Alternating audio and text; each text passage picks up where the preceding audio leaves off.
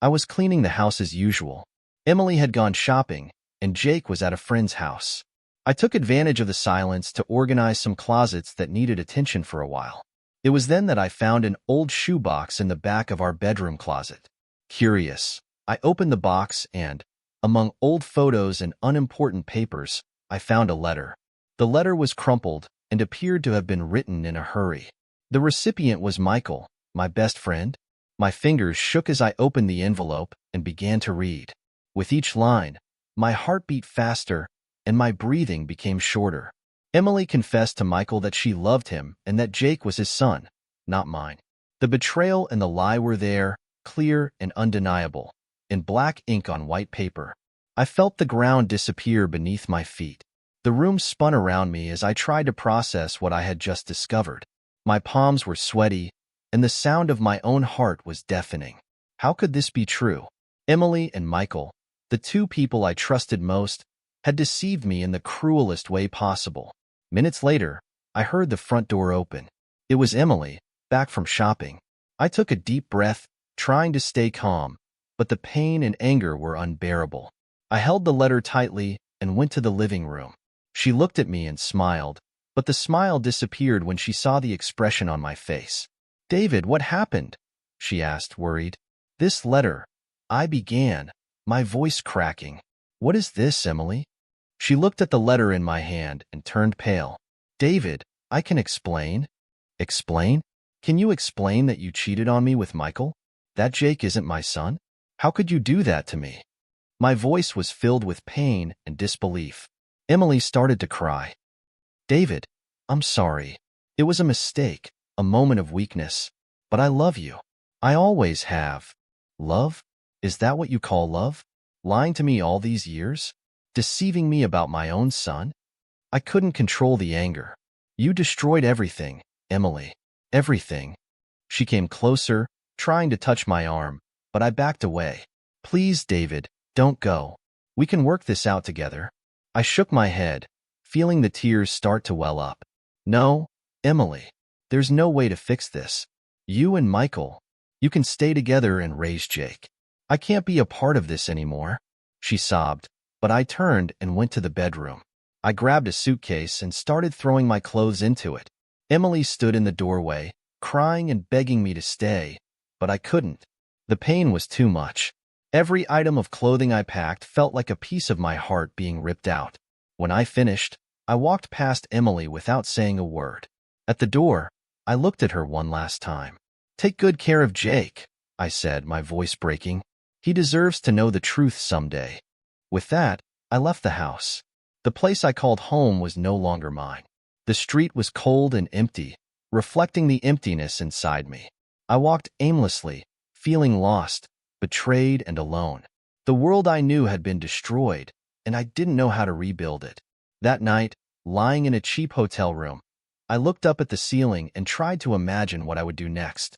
But the only thing I could think of was the letter, Emily's words, and Jake's smile. The pain was unbearable, but I knew I needed to move on, even if it meant disappearing from their lives forever. After that devastating night, when the truth came out like a tsunami that swept away everything I knew and loved, I knew I couldn't continue living in the same house, breathing the same air as Emily and Michael. I packed some clothes, took my old car, and drove without a defined direction, just with the need to escape that suffocating reality. I ended up in a small coastal town, a place where no one knew my name or my story, and where I could try to start over, far from the shadows of my past. The first week was a haze of pain and confusion. I found a small apartment to rent and got a job at a local auto repair shop. Handwork helped keep my mind occupied, but on silent nights, Emily's betrayal and Jake's loss haunted me. I constantly wondered how they were handling the situation. Did Jake miss me? He was just a child, and I was forced to leave him, even though it destroyed me inside. "David, are you there?" The voice of Tom, the workshop owner, brought me back to the present. He was a soft-spoken, middle-aged man who seemed to sense my need for silence and space. "Yes, Tom. Sorry, I was distracted. What do you need?" I replied, trying to sound more excited than I actually was. "There's a car in the garage that needs a complete overhaul. Can you take care of it?" he asked, with a knowing look. Of course, I'll leave that to you. I immersed myself in work, but with each car repaired, with each engine that roared again, the pain of betrayal was still there, latent, like a wound that refused to heal. Sometimes I felt like I would never get over it, that my life was destined to be a collection of empty, lonely days. It was on one of these lonely nights that I decided to seek help. I found a therapist named Sarah who had a small but welcoming office. In the first session, I sat in the leather armchair and, with a deep sigh, began to tell my story. "I'm sorry you had to go through that, David," Sarah said, after hearing my story. "Betrayal is one of the hardest pains to bear, especially when it involves someone you love and trust. I don't know how to move forward," I confessed, my voice breaking. "I can't stop thinking about Jake, how he must be feeling. And Emily. I loved that woman so much. It's like my whole world fell apart." Sarah nodded, understanding. "It's natural to feel this way. But you're here, and this is an important first step. Let's work together to process these feelings and find a path to healing." Sessions with Sarah began to bring a slight sense of relief. She helped me understand that my pain was valid, but that I also had the right to pursue my own happiness. Slowly, I began to open up to new possibilities, to make friends in the city, and to find small moments of joy in my daily life. Meanwhile, Emily and Michael faced their own challenges. Raising Jake without my presence wasn't easy, and from what I learned from mutual friends, Jake felt my absence deeply. He didn't fully connect with Michael, and I could imagine the emptiness he must have felt. It tormented me, but I knew I couldn't go back. My departure was final, at least at that moment.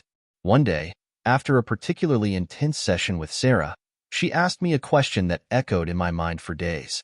"If you had the chance to talk to Jake, what would you tell him?"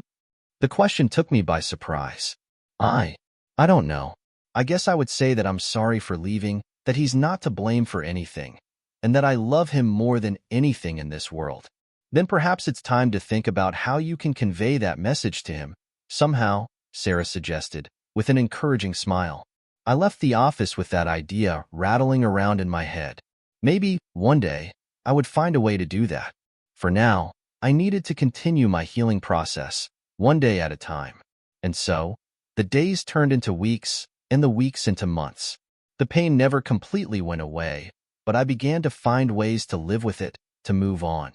And deep in my heart, I knew that, somehow, Jake and I would one day meet again. I just hoped that when that day came, he would understand that my love for him never changed, despite everything. The door to my little cottage creaked when I opened it. The sound echoed in my mind, mixing with the painful memories I had tried to bury for years. I didn't expect visitors, much less from someone who reminded me so much of the past I left behind. Yet there he was, with wild hair and eyes that mirrored my own. "Jake." "Hi, David," he said, his voice filled with a mix of nervousness and determination. For a moment, the sight of him there, on my doorstep, took me back in time. I saw little Jake, running around the house laughing. But now, he was a young adult, taller, thinner, but with the same intensity in his eyes. "Jake?" I murmured, still trying to process his presence. "What are you doing here?" He took a deep breath, as if he needed to gather the courage to continue. "I needed to find you.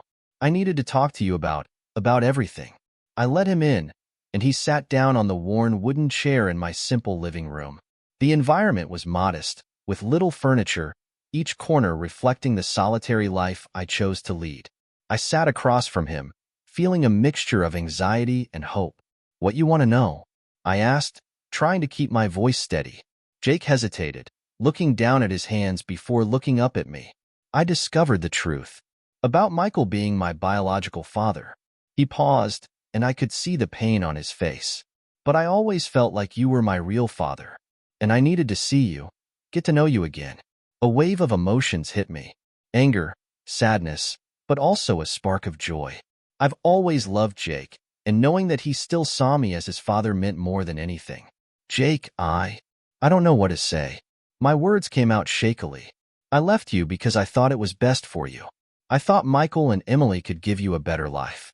He shook his head, his eyes shining with unshed tears. "I understand why you did it. But the truth is that I missed you every day. Michael tried, but he was never you. His words hit me like a blow to the stomach. I knew leaving Jake was the hardest decision I'd ever made, but hearing that he suffered through my absence was a weight I didn't know I could carry. Jake, I'm so sorry. My voice broke, and finally, the tears I had been holding back for years began to fall.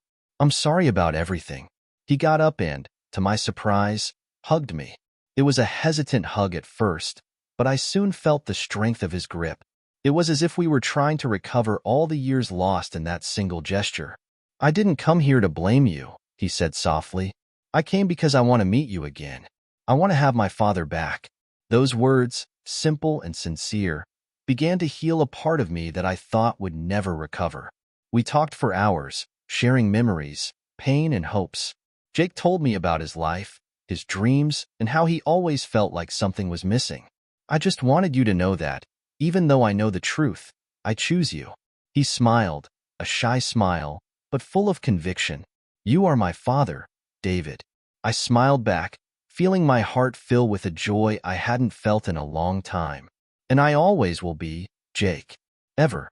At that moment, I felt that, despite all the difficulties, there was a chance for redemption. A chance to rebuild what was lost. And for the first time in years, I felt hope. When Jake showed up at my door, I felt a mix of emotions I couldn't describe. He was there, a young man, almost an adult, very different from the boy I left behind. His eyes, however, still had that sparkle that reminded me of the happy days we spent together. It was as if time had stopped for a moment, and we both stood there, staring at each other, trying to absorb the reality of the moment. Hi, Dad, he said, in a voice that mixed shyness and determination. Jake. My heart was racing. Come in, please. As he entered my simple home, I felt a lump in my throat. How could I make up for all the lost time? How could I be the father he needed after all this time? But most of all, I knew I couldn't miss this opportunity. We sat in the small room, and I started to prepare some tea. The silence between us was dense, full of unspoken words and repressed feelings. Finally, Jake broke the silence. I always knew you were my real father, even before I found out the truth. I missed you every day. Those words were like a knife in my heart. I missed you too, Jake. More than you can imagine. In the days that followed, Jake and I began spending more time together. We went for walks, went fishing, and even played video games, something he patiently taught me. Each moment was a step toward the reconnection we both desired. I saw in him a reflection of the boy I raised, but I also noticed the pain and confusion of absence. It was during one of these walks that he asked me about what happened between Emily, Michael, and me. I knew this moment would come, but I wasn't prepared for the directness of his question. Dad, why did you leave? Why didn't you fight for me? I sighed, feeling the weight of the question. Jake, it was a difficult decision. At that time, I thought it was best for you. I was broken by the betrayal, and I didn't want you to grow up in conflict. But looking back, I know I was wrong. I should have fought for you. Jake nodded, but I could see he still had doubts. I understand, Dad. I don't think it's ever easy to make a decision like that. However, this new phase of reconnection did not go unnoticed by Michael. One day, when Jake came home, I found a message from Michael on my cell phone. We need to talk. I don't want you interfering in Jake's life. That message filled me with anger and frustration. How dare he tell me that after everything that happened? I decided to ignore the message, focusing on the time I spent with Jake, but I knew this tension would only increase. Emily, in turn, seemed to be reevaluating her choices. One afternoon, while I was with Jake at a cafe, she showed up. His eyes were teary, and I could see the guilt and regret on his face. David, can we talk? She asked, her voice shaking. Jake looked at me, and I knew he wanted me to accept it. Of course, Emily. Let's talk. We sat down and she began to speak, hesitantly. I know I've made a lot of mistakes, David, and I know that cutting you out of Jake's life was the biggest one. I'm sorry. I wanted to say so many things, express all the pain and anger I felt, but as I looked at Jake, I realized that the most important thing right now was to find a way to move forward. Emily, the past can't be changed, but maybe we can find a way to make the future better. For Jake? Our eyes met, and for a moment, I felt like we were at the same starting point, ready to rebuild something that was destroyed. As we dealt with these complex feelings, Michael continued to try to reinforce his role in Jake's life. He took him to football games, tried to get closer, but it was clear that Jake was torn. One night, Jake confessed to me, "Dad, I like Michael, but he will never be you. And that's hard, because I feel like I'm betraying him by wanting to be with you more." I took Jake's hand, looking deeply into his eyes. "Jake, you don't have to choose between the two of us. You can love me and him in different ways. The important thing is that you follow your heart and know that I will always be here for you." As these words left my mouth, I realized that the journey of reconnection was just beginning and that there were still many challenges ahead. But for the first time in a long time, I felt hope. The air was heavy that night. I was at home, alone, feeling the weight of all the revelations and conversations that had happened in the last few days. Jake was in the next room, and I could hear his muffled sobs. My heart sank more with each sound, knowing that my son was suffering because of the choices Emily and I made in the past. It was then that I heard a light knock on the door. I slowly got up and opened it, finding Emily on the other side. She was visibly haggard. Her eyes were red and her hands were shaking. Without saying a word, she entered. I closed the door behind her and we sat in the living room, an awkward silence filling the space between us. "David," she began, her voice weak, "we need to talk." I nodded, feeling a mix of anger and sadness. "Yes, I think we do." Emily looked at the floor for a moment before looking up at me. "I never wanted things to come to this. I never wanted to hurt you or Jake." "Then why did you do that?" My voice came out harsher than I intended, but I couldn't contain my frustration. "Why did you betray us like that, Emily? And with Michael, my best friend?" She took a deep breath, struggling to find the words. I was confused. I was feeling alone, and Michael was there. I'm not justifying what I did, but it was a mistake, a terrible mistake, and I've regretted it every day since. I remained silent, processing his words. Part of me wanted to believe her, but another part of me was so hurt it was hard. What about Jake? He's the one hurting the most about all of this. He found out that he was the reason we broke up, that his entire life was based on a lie. Emily started to cry, tears streaming down her face. "I know, David. I know. And that's why I'm here. We need to resolve this, for Jake's sake." Before I could respond, the door opened again and Michael entered. He looked just as haggard as Emily, but there was a determination in his eyes. "David, Emily, we need to settle this once and for all." I stood up, feeling the anger return. "You have a lot of nerve showing up here, Michael." He raised his hands in a gesture of peace. "I know I was wrong, David. I know what I did was unforgivable. But we need to think about Jake now. He's broken, and it's our responsibility to fix that." Jake left the room at that moment, his eyes red from crying. "I don't want to hear any more excuses," he said, voice breaking. "I just want to understand why all this happened." I looked at my son, feeling a rush of pain and love. "Jake, I want to understand too. But we need to do this together." Emily approached Jake, trying to touch him, but he pulled away. "Why did you do that, Mom? Why did you lie to me my whole life?" She sobbed, trying to find the words. "I was scared, Jake.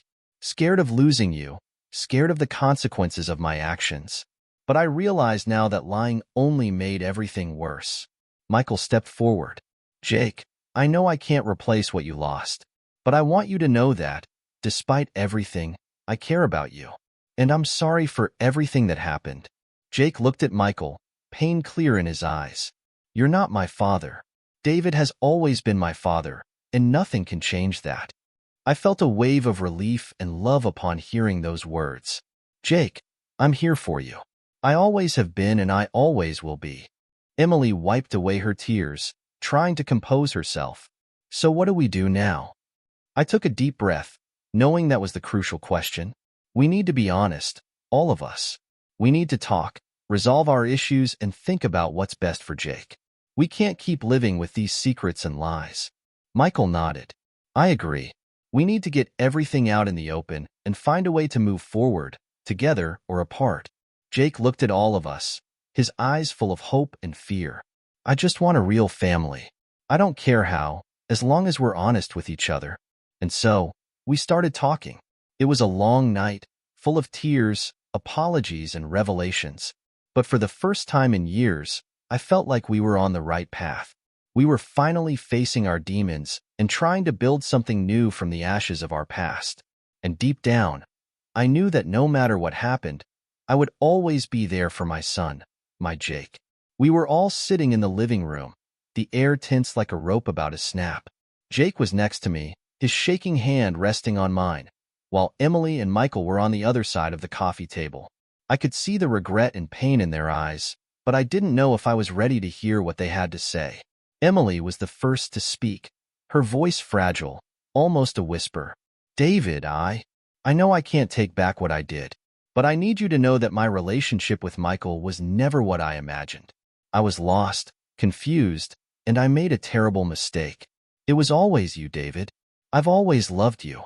I felt a lump in my throat. Her words brought a mix of relief and pain, as if each syllable was a knife cutting and at the same time healing my wounds. I looked at Jake, who was staring at me with eyes full of expectation and fear. He needed me to be strong, to take a step toward reconciliation. Michael cleared his throat, breaking the awkward silence.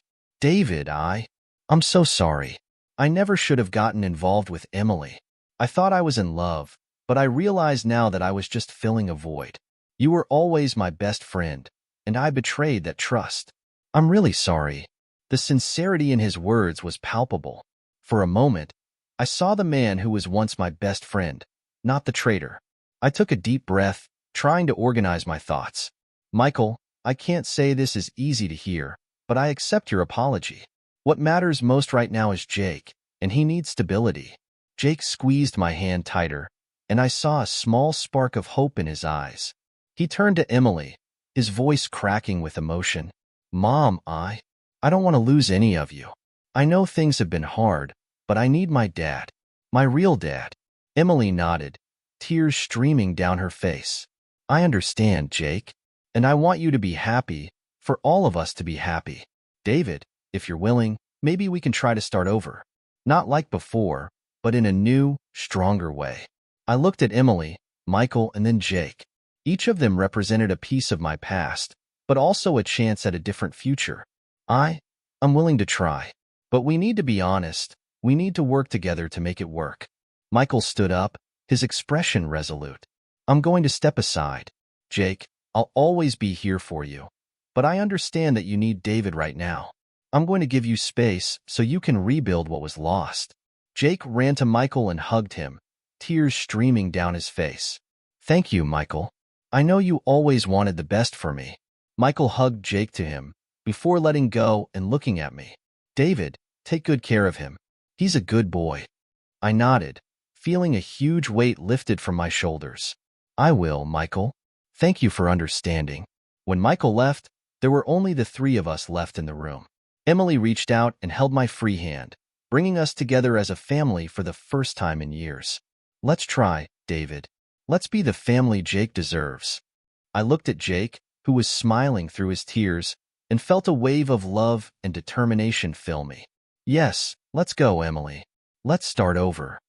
And so, that day, we took the first step towards reconciliation. It wouldn't be easy, nothing worthwhile ever is, but we were willing to try. And for the first time in a long time, I felt like there was a light at the end of the tunnel, a chance at happiness for all of us.